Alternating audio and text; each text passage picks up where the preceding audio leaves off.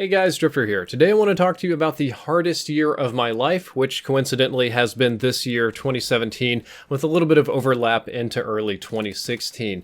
It is very relevant to Call of Duty and the YouTube channel because I like being very transparent to all of you. It's venting or getting it off my chest in a sense, and a personal update for those of you that have been wondering what in the world has been going on. It does tie into Call of Duty. Me not playing Infinite Warfare and the reasons behind it are going to be a very big part of this later on. I'll actually timestamp it on the screen if you just want to skip to that. I've got some more personal stuff before, but get ready for some complaints, some whining, some real big boy negativity and adult topics. There's going to be a lot of cursing, a lot more stuff on this channel that I normally wouldn't talk about. So if you're listening in public, in a bus stop, if you don't want somebody to hear, just plug your headphones in.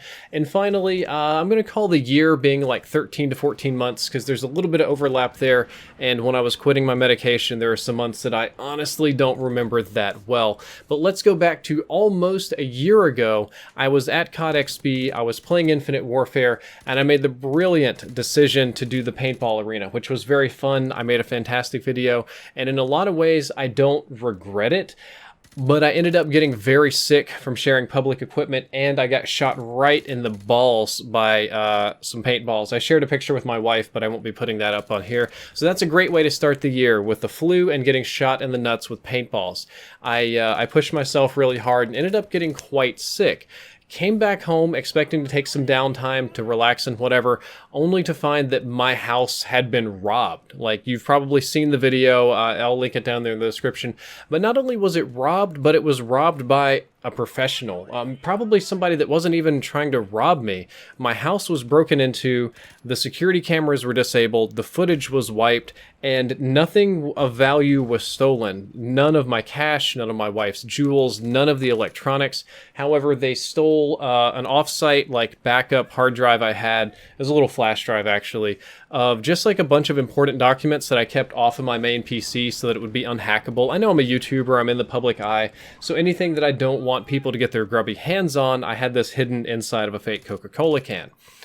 That was the only thing that was messed with. And what's weird is that that wasn't stolen. It's just that, like, a lot of the files were wiped and other ones I'm pretty sure were copied. So somebody knew who I was, targeted this house, went past the security cameras and everything, disable, wipe, took what they wanted, and left. That was a major violation of my personal space. It made me feel very uncomfortable. All this happened while I was still super tired, exhausted, sick, hoarse, everything.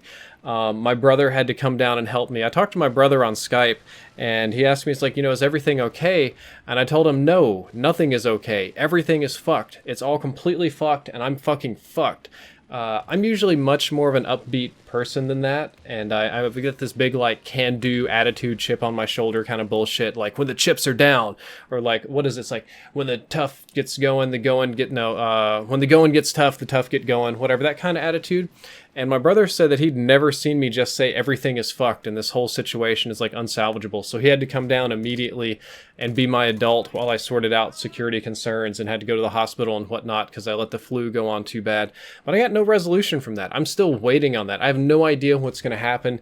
Any day now, all of my private info could just pop up somewhere on the internet or for sale, or somebody could do some weird shit with it to blackmail me. And no, I don't do shady deals. I didn't own stupid CSGO Lotto or any of that dumb crap. But context matters, and nobody wants their personal details made public. Not long after this, when I had recovered from this, that was a big L to take. I ended up having to cancel my entire birthday plans and everything to go help my dad recover from a botched back surgery. I'm personally pretty funny about holidays like birthdays and Christmas and anything positive for really complicated reasons, which if you watch my channel before, you'd know it's weird childhood stuff, right? But this year I actually had plans. I had a birthday party planned. We're going to bake a cake. We're going to do this stuff and have a nice celebration.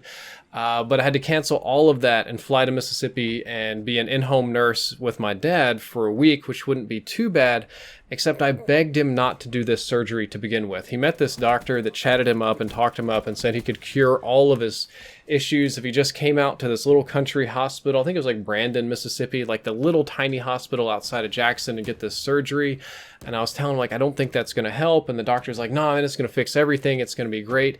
And to put it politely, my dad and I have very different ideas about medicine. I'm a strong believer in holistic care, physical therapy, practical results. Like, if I'm going to get surgery, I'm expecting like a 50-50 success rate or pain reduction. And my dad's more like, man, we're living in 2017. Why don't they just have some pills that make me grow a new arm or just fix something like that?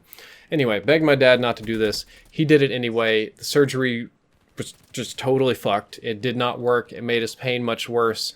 So I had to, and what was worse is I talked to him the day before. I was like, Dad, are you sure? You know, I've got all these plans. Do you need me to come down there and help you? And he's like, no, I'm good. Next day I need a call, and he's like, I need you, please come right now. So I drop everything in my life, fly to Mississippi, and I play in-home health nurse for my dad. It was incredibly stressful the entire time because I am not a nurse, but I had to help him through what really should have been a nurse's job. I didn't sleep for 4 days. I got off of my medication, which is going to be a big thing coming later. And I couldn't get my medication refilled because the prescription had just lapsed, and I left the prescription at home. And it was like the weekend, and Walgreens couldn't get in touch with the doctor or whatever in the hell. So I ended up being off my meds for like 4, maybe 5 days, which coincidentally were the days I wasn't sleeping. My dad was in an extraordinary amount of pain, and he took a lot of that out on me, so I just got to sit there and listen to a lot of jaw work and stuff while I tried to help. It wasn't particularly fun.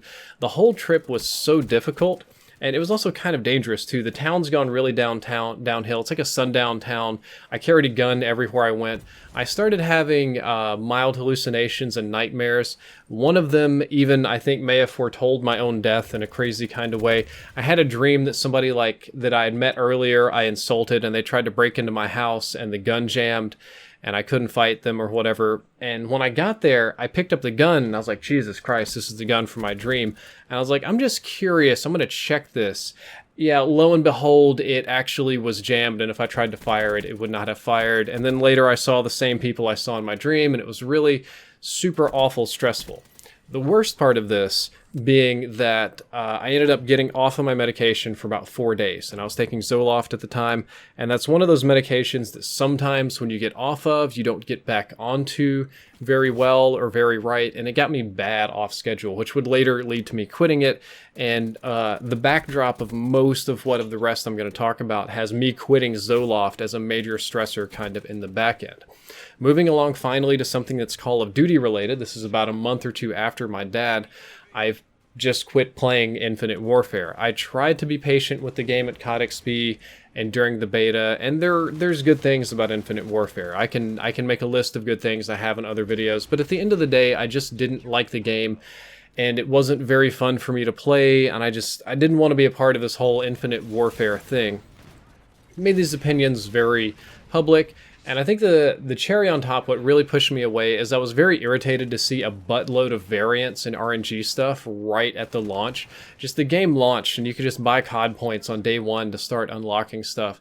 And while the system they put in place was probably better than past systems, just seeing that giant, potential upfront cost just made me nope right the fuck out of there for a little bit. But I came back and I was like, no, I need to do in-depth, and my fans want to see in-depth, and that's my number one bread and butter on the channel. I should try to play this game and sit it out. But no matter how hard I tried, I didn't have any fun with it. It wasn't enjoyable. It wasn't good. I felt like I was making shitty in-depth episodes, and the fans were kind of picking up on that. I didn't have a lot of passion to do it, and I wasn't really testing things that much because I just couldn't hardly stand to be on the game because it was so irritating. So I felt the most honest, the most pertinent and good thing to do would to just be straight up to quit Infinite Warfare and make a video about it and kind of let people know and keep an old promise that I made a long time ago, that I would only play games that I like and that I think are fun, that I wouldn't make myself miserable on YouTube. I wouldn't just grind out YouTube for money, because I have moral reasons against that. Just grinding things for money is shitty. And I felt that, or I hoped at the time, that people would support me through this. They would respect the decision. They would see some good or benefit in not playing the game that you don't like. And it wasn't a popular game anyway. Like, if I were going to kind of bounce out of COD, that would be the place to do it. And that maybe I could kind of like cash in on some of that negativity and ride on to doing like MWR or something, which I'd hoped would be the superior game. Joke's on me there. That didn't happen. Nope, nope, nope, and nope. I got a shitload of hate from day one. There was a lot of COD fans and my fans that were not happy about this. A lot of my fans saw this as a straight betrayal, and that's probably the most rational opinion of the thing, is that people subscribe primarily for in-depth. They wanted to see guides, they wanted to see guns, they wanted to learn how to get better, and I just pretty much wasn't providing that this year, except for MWR, which ended up being less popular of all things. So a lot of my fans felt really betrayed, and they turned against me. And I started getting like a lot of hate on Twitter, on Reddit, on other sites, and just like all over YouTube. And it was a weird feeling to watch people do like 180 degree and go from being your fan to just shitting all over you. Because I do keep up with usernames. I remember a lot of people. I just got a shit ton of hate just from everywhere. And it was such a bad feeling to go from like the golden boy who's trusted and respected and popular to just like a pariah overnight. Terrible feeling. And I really felt betrayed too, because I felt like I was standing up to a bad game and a bad business practice and just putting my whole career and credibility on the line and being like, this is not a good game and these supply drops are bullshit and I don't want to be a part of this. And I was hoping that other people would agree, but I just got shitted on for it. I was the scapegoat for like everything this year.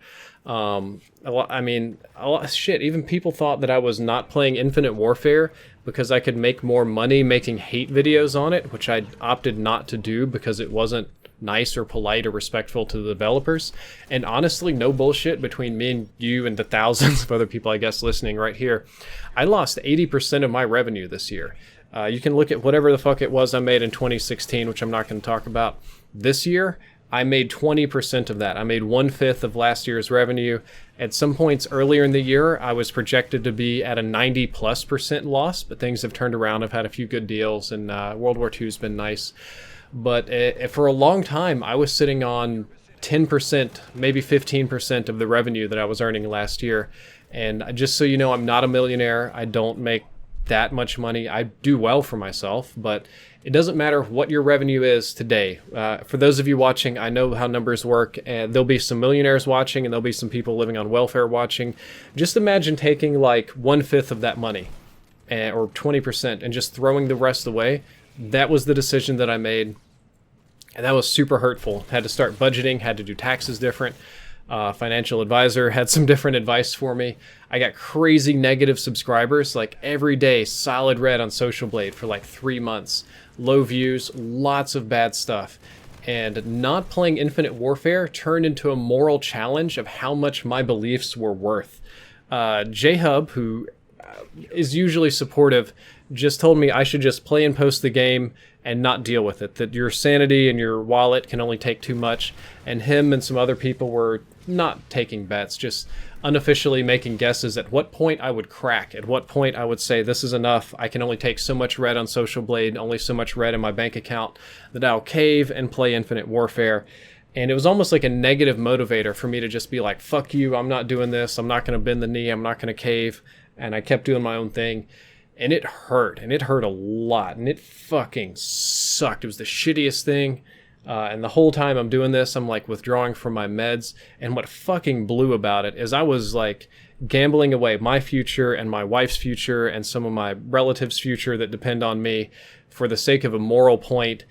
And I got shit on for it and didn't even get like a pat on the back for the most part. So that was like really sucky this year the whole time. Other games that I tried to do didn't really take off. Movie reviews didn't take off. Modern Warfare Remastered did okay for a little bit, but that game died down pretty quick. Overwatch did okay for a little bit, but it kind of died down for me. Battlefield 1 was hot, but it died back down. Black Ops 3 would become hot later, and I still fucking love Black Ops 3. I think that's a great game, but for some reason, it just doesn't work on my PlayStation 4. I literally pull like 35 to 40, maybe on a good day, 45 frames, and it's choppy and skippy, and I can't play it. I've tried every fix in the book, but I literally cannot play Black Ops 3. It's so hard to get gameplay on it. It drives me crazy just trying to get a good lobby. So that's part of what's going on. And I know that's really negative, but we're getting ready to go into the real negative shit here in just a second, so get ready. During all of this, and that does tie back some into Infinite Warfare, my reputation, which at one point was quite good in my opinion, got absolutely drugged through the gutter. Probably the oldest event we're going to talk about, but I got a lot of flack via my association with T. Martin after his CSGO Lotto thing. And to be clear with you guys, I am not a CSGO Lotto owner. I never owned a gambling site. I never owned a third-party site. I didn't invest in it. I wasn't a 1% anything, never an employee, nothing. But simply by association, going to COD events, doing pink wall, talking on Twitter or whatever, I got a lot of flack just from that. And for whatever reason, a lot of people confuse us. I guess we're just tall white dudes that post COD videos? I don't know. Before that, and during that, and would continue for a long time, is I was the target of about a dozen or so smaller conspiracy type YouTube channels or COD hate channels. Just kind of the bottom tier shitters that just say anything about any YouTuber and stir up drama for whatever reason to get views for their channel. And I don't know why. I guess I was just already in the spotlight for other reasons, but I became a pretty big target for that. I think what irritated me is that no matter how outlandish it was, a lot of it caught on. Stuff like I'm an openly gay gamer, or I'm a transitioning transvestite. I actually had a fan ask me in person that I ran into how the transition was going. Fun. That was real fun. A lot of it, get paid by Activision. You get paid by Activision to say good things about Call of Duty while I'm not posting Infinite Warfare, or you got paid in COD points as if COD points is going to pay my fucking rent, and all these weird, stupid things that have no evidence whatsoever. I wish Activision paid me. My God, if I got paid by Activision, my bills would be a lot easier to pay. There was weird conspiracies that I abused my dogs, that I made up the entire break-in thing. More of the popular ones for a while was that I was getting paid by EA to hate on Infinite Warfare. And to be clear, EA did pay me to play Battlefield 3. Sorry, not Battlefield 3. Battlefield 1. I was thinking back to an older time. They paid me to play Battlefield 1 primarily for their live streams and some of the public events and stuff. And it was fun and it was good. And I liked Battlefield 1. I still like Battlefield 1 a lot more than Infinite Warfare. But the conspiracy became that EA was paying me to hate on one game or try and tank it or something, which was quite far from the truth. Just privately speaking, a lot of people at both studios play both games. It's not like COD devs or Battlefield devs don't play each other's games or appreciate different parts of it.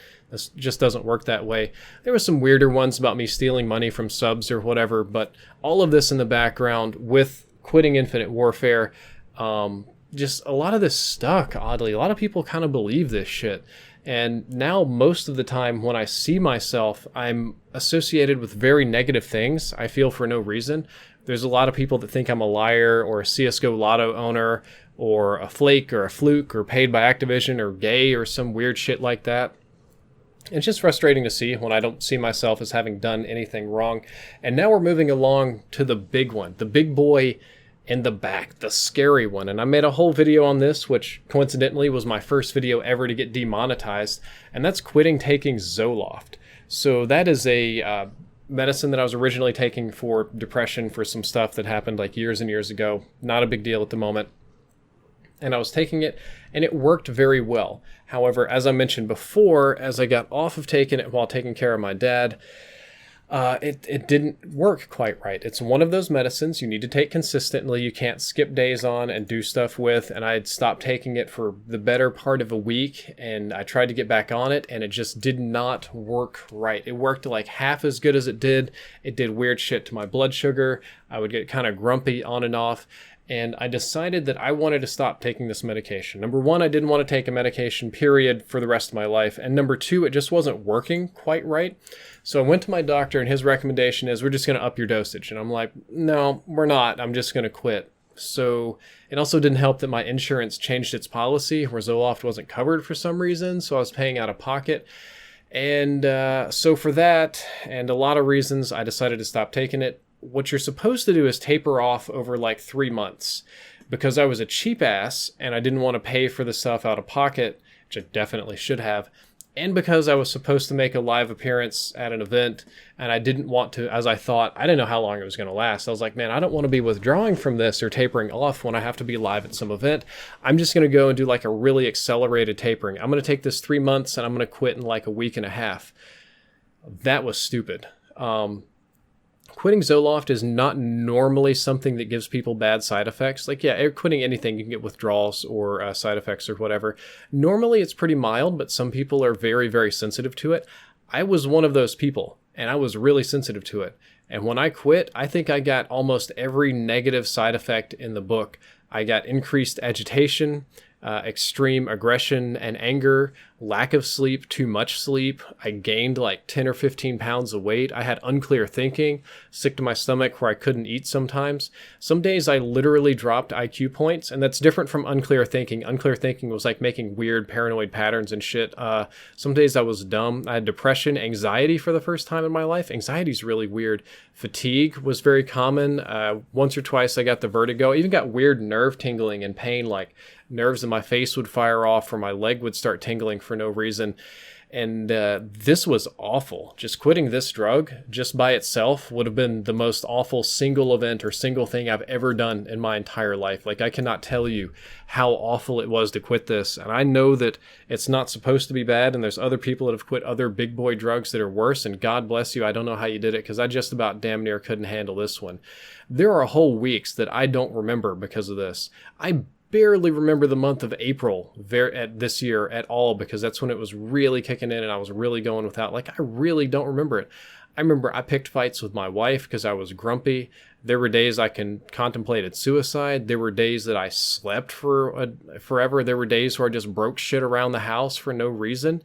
And it just, it straight fucked me right in the ass. And that's on top of all the reputation stuff, Infinite Warfare, and some of this other stuff going on. It's like a big stressor there.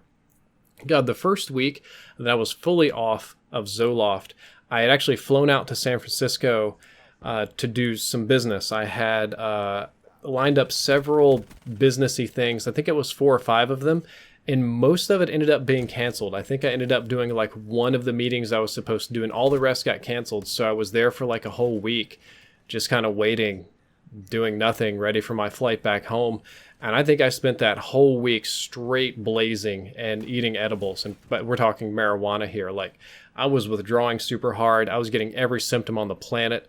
And I was basically functioning off of ganja at that point. The marijuana was like a giant Band-Aid holding me together, like a mummy made of Band-Aids. I don't know. Otherwise, I might have died. I don't know what the fuck I would have done if I just couldn't smoke weed that week and just take the week off. It was almost like a weird detox in a way to get it out of my system. And funny story about all this, I did finally quit, got off. The withdrawal symptoms have gone way down. They're much more manageable. They're almost gone at this point, but it still crops up sometimes. Because I went against doctors' decisions, my insurance rates went up. And I'm like, the fuck? And I couldn't buy life insurance or unemployment insurance because I just didn't qualify, because I ignored my doctor's orders to stop taking this medication, even though it wasn't working. Yay! So that was fun. Had a lot of other kind of stressors this year. Adpocalypse has hit. It's demonetized some videos. It hasn't hit the main channel yet. I haven't got that update. I'm still waiting on it. It's like a time bomb. Like, any day that could hit and my revenue could just plummet like another 75% again. I was supposed to be launching my own mobile network, Drifter Mobile, but that totally, completely failed and died, honestly, before it even really launched for business reasons. And this was a very negative commentary. If you guys are listening, we're 23 minutes in right now. I don't think I've said hardly a nice thing. I'm going way off the rails. I've complained a lot, and you're thinking, what in the hell am I listening to? Where did I get here? What's going on? Why this isn't Call of Duty at all? Why would you even talk about this? Well, in some ways it's cathartic, and in other ways I just wanted to let you know that there are other people that struggle, and maybe you can learn from some of my decisions and my mistakes. Maybe you can connect with me, and you can know that despite all of these frustrations and struggles, that I persist, I survived, I'm still here. Things are doing better. I'm healthier, definitely a lot fucking healthier now that I'm done with the drugs. And you can be too, no matter how bad your struggles are, no matter how bad your personal relationships get, no matter how bad your business, your employment, your drug problems, no matter what the universe throws at you, no matter how shitty things can get, you can persist, you can survive, and you can do well. And if you're feeling down and feeling bad, I would always recommend that you reach out to others around you for support. Guys, that's all for this video. I hope you enjoyed it. I hope you learned something useful. If you did, don't forget to like, favorite, and subscribe. Drifter out.